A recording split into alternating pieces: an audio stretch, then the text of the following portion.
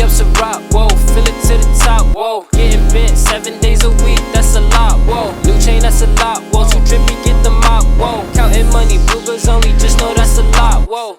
Skxppy. But yo, welcome back. Now I know y'all see that white stuff in the corner of my mouth. Listen, I wasn't recording this video over just for that, alright? So if you got a problem with it, come find me. Word.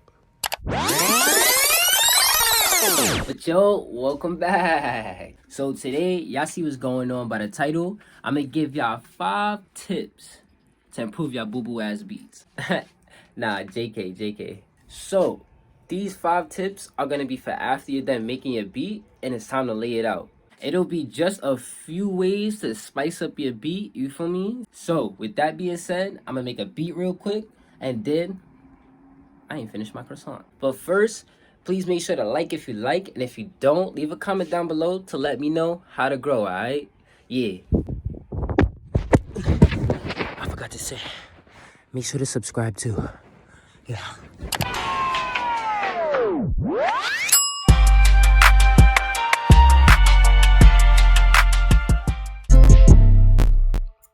Alright, y'all. So I just finished the beat, and that shit sound fire. Now, hold on real quick. I had to fix my hair. Alright, y'all. I'm done making the beat. What I'm gonna do now is I'm gonna lay it out, you know, and do the little things that I do to spice up my beat to make them better, so they're not so boring. And I'm gonna just stop, and when I get to a point, I'm gonna explain it to y'all, put y'all on game. So let's get into that. Alright, so this isn't one of the tips, but this is something that I do all the time when I'm making the beat, so this is gonna be a free one for y'all. So the first thing I always do is add tabs or markers. Alright, so these are the tabs slash markers. These, oh, hold on. These little things right here, this thing that says chorus, and it also shows you up here on this little line as a little triangle. Basically what that does, all it does is title what that part of the beat is, you feel me? So I will put chorus after the first 8 bars, and then after the next 8 bars I will put like the verse, and then I'll show what my bridge is gonna be, and then the pre-chorus, and etc, you feel me? That's a free one for y'all. How you do it, I have a Mac, so for me it's Command T. All I do is pull this little all I do is pull this little thing here, this little line, Command T, boom, it'll automatically make one for you. If you want to right click it and change the title, yeah. Alright, so boom, the first thing that I'm gonna put y'all onto is arrangement. That is arranging your beat. So as you can see here, we have an arrangement, you feel me? My bad, my notebook fell. But as you can see here, we have an arrangement, right? We got the main loop up here, and then we got the drums down here. One key thing about arrangements is your melody placement. When you put too many melodies on top of each other, it creates a crowded sound. So your sounds aren't gonna be as, you know, out there and clear because all the sounds are on top of each other, so all the frequencies are just bouncing around, you feel me? So what you're gonna wanna do is try to spread them out. Now this doesn't only help with like the mixing part of it, it also helps with the listening part, because now instead of your beats being on top of each other, they'll be a little more separated, which will create different vibes throughout your beat. And maybe I have a piano which brings this vibe, and then a bass guitar which brings this vibe. So you feel me? Just spreading them out as different elements throughout the beat, alright? So that's what I'm gonna do now. So I have these two here, I have a flute and I have a guitar. Now I feel like the flute, I want to be like the thing that starts off. So I'm gonna put it here. Then I'll rock out with that right there.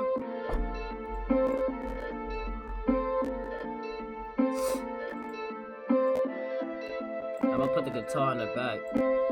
I'm actually gonna have the flute with it.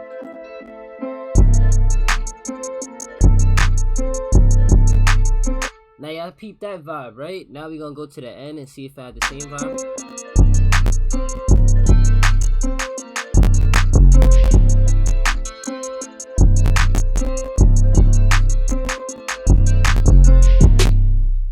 You see what I mean? The flute had more of an up vibe, and the guitar just had more of like a mellow vibe, you know? So, word. The next thing I'm gonna teach you are drum breaks. This is really simple. Drum breaks are just the drums taking a break from the beat. That's it. Or the beat taking a break from the drums. That's literally all it is. So we're gonna go right here. I'm gonna copy and paste this right here. Boom. So now we have the drums here playing. All I'm gonna do is take out the first set to give the beat a break from the drums, and then the drums will come back in later. That's simple.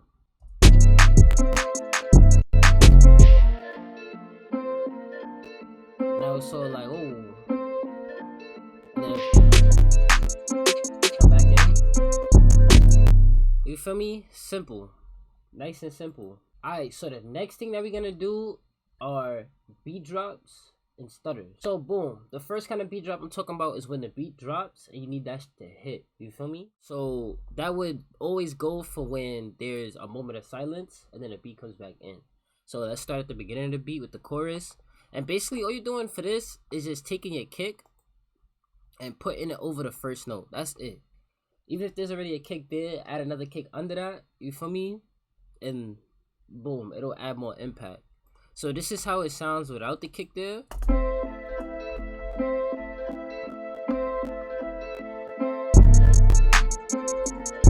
You feel me? Real regular, and that's how it sounds with the kick.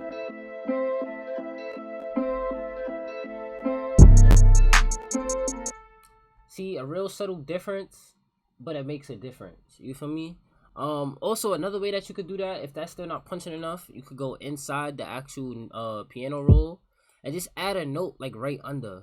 So you never want to add anything like down a couple spaces. You want to add it right, the note right under. So if it's on C, you add one on B. If it's on A, you add one on G minor, so on and so forth. You feel me? So the next thing is another kind of beat drop, but this one is similar to the drum break, which is just taking out the sound from the beat, but instead of you just taking out the drums, you're taking out everything. So let's do that.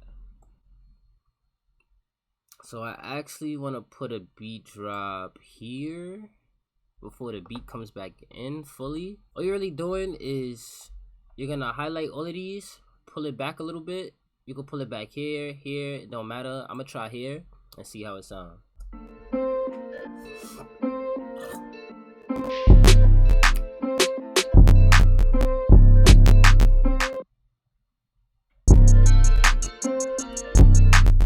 You see, fire. It goes from a quiet part to having some instruments to having a completely quiet part. It's like, hold on, what happened to the beat? Where did it go? And then it come back and you're like, oh, I found it. You feel me? That's the reaction you want to have. Word. Now the last thing is stutters or repeats. Whichever one you want to call it. You feel me? So stutters and repeats is fairly simple. All you're doing is making the beat repeat one specific part just to give it that bounce. You feel me? So I'm gonna go right here. I like to cut it like right about here. So let me get this. I'm gonna highlight it,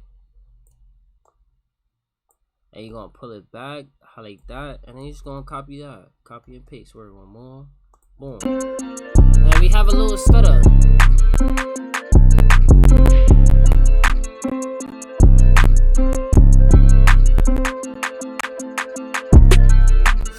Ooh, you saw that smoothness? How it just take over your body, bro? Like, it's just like, hey. Nah, that John go hard, you feel me? Alright, y'all, was good. So, I underestimated how much footage I had for this video and how many tips I was gonna bring to the table. I was only looking for 5, and somehow I ended up getting 10.